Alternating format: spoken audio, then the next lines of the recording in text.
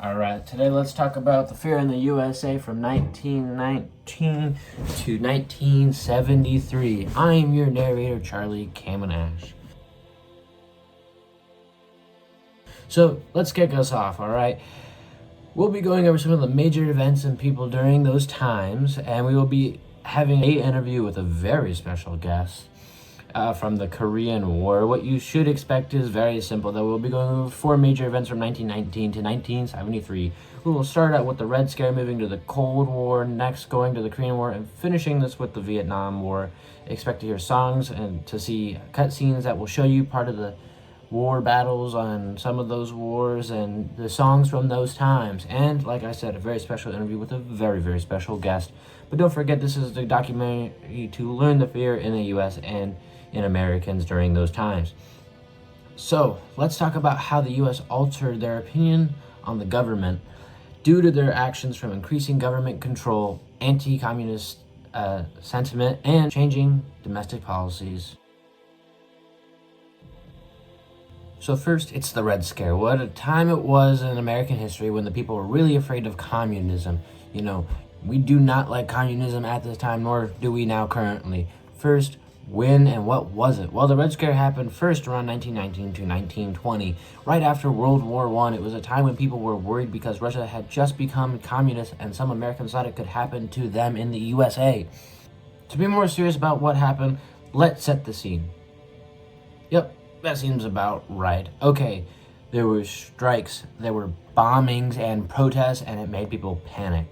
The government started arresting and even deporting people that they might have thought to have been communists, even if it wasn't much proof. Approximately about 800 residents were deported, and at the same time, 10,000 people were arrested. Later in that time, during the Cold War in the 1940s and 1950s, there was a second Red Scare. This one was even bigger. America and Soviet Unions were enemies, and the people were scared that communists were hiding in the U.S. via the government, schools, and even Hollywood. A well-known person during the Red Scare was Senator Joseph McCarthy, who became famous showing up and accusing people for being communists without any real evidence. A lot of innocent people losing their jobs because of this or were blacklisted, meaning they couldn't work again for anybody. They couldn't find another job. During both Red Scares, fear led into the unfair treatment, and people were often punished just for what they believed or who they knew. So next, let's move into the Cold War. It wasn't a traditional war with soldiers fighting on battlefields. Instead, it was a long period of tension between the United States and the Soviet Union. Lasting from the 1940s to the early 1990s, both nations competed to prove that their life was superior. It is, in a sense, capitalism versus communism. So let's talk about the one primary tool during the Cold War, propaganda posters. Let's put them up now. These posters were designed to influence public opinion and promote national pride. In the United States, posters encouraged citizens to prove and support the fight against communism. They often depicted the Soviet Union as a looming threat, urging Americans to be vigilant and patriotic. At the same time, Soviet posters portrayed the USSR as a peaceful and progressive nation. They emphasized achievements like the space exploration, showcasing cosmonauts as heroes leading humanity into a bright future. Let's throw some of those up here. Alright, these posters were more than just art to people. They were a powerful message aimed at shaping the people's eye and their beliefs. They tried focusing on emotions. They tried to get other people to connect with them via the common ground that they had. Russians wanted to connect with Russians, Americans wanted to connect with Americans, and they just wanted to make sure that you weren't communists for Americans and that communism was a good thing for the USSR. So then next, we're going to get into the Korean War, which began in 1950 when North Korea, who was supported by China and the Soviet Union, invaded South Korea. The United States and the United Nations quickly stepped in to help defend the South and stop the spread of communism.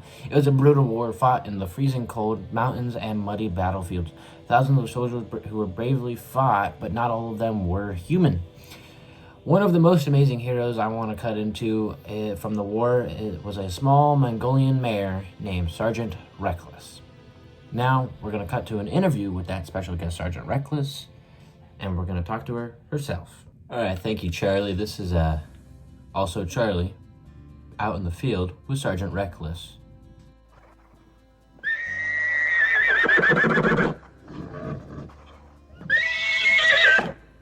Sergeant Reckless, is it true that you were bought by the U.S. Marine Corps by only the amount of $250?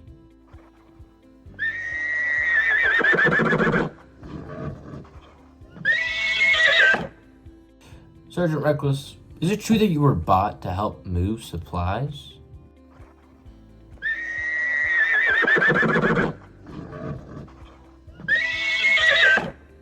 Sergeant Reckless, is it true that you carried ammunition up Outpost Vegas on the Nevada cities in that 38th parallel, completing up to 51 trips a day alone under fire?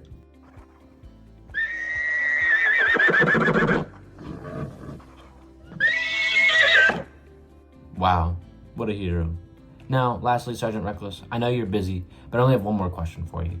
Is it true that you ended your career with 2 Purple Hearts with a Golden Star, a Navy Presidential Unit Citation with a Bronze Star, a National Defense Service Medal, several Korean medals, as in serving in the Korean War?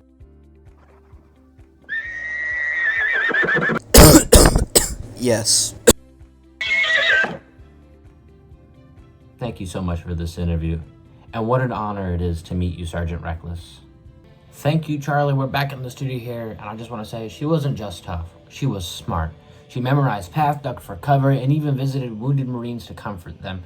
They trained her to not be scared, and that's exactly what she was. She was a comforter, she was a soldier, she was a warrior, she was a hero.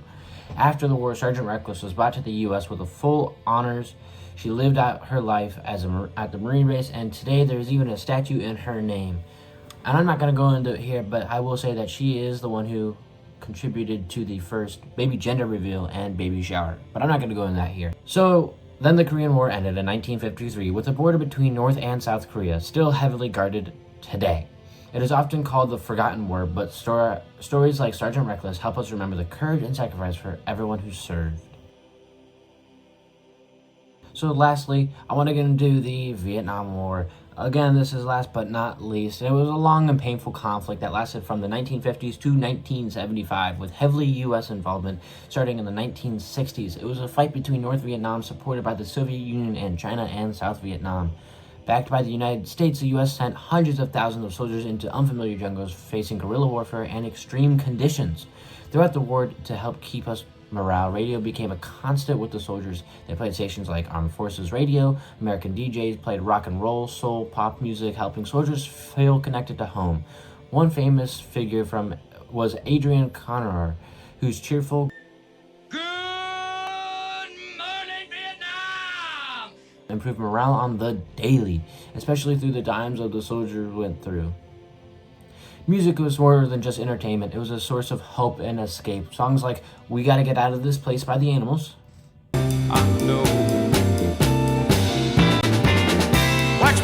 and "Unfortunate Son" by Creedence Clearwater Revival.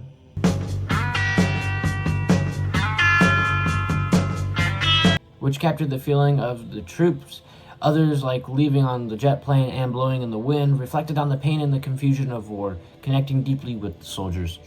Back in the United States, the war became extremely controversial. Many young Americans didn't support it, especially because of the draft. On May 4th, 1970, during a protest at Kent State University, National Guard troops opened fire on students, killing 4 and wounding 9.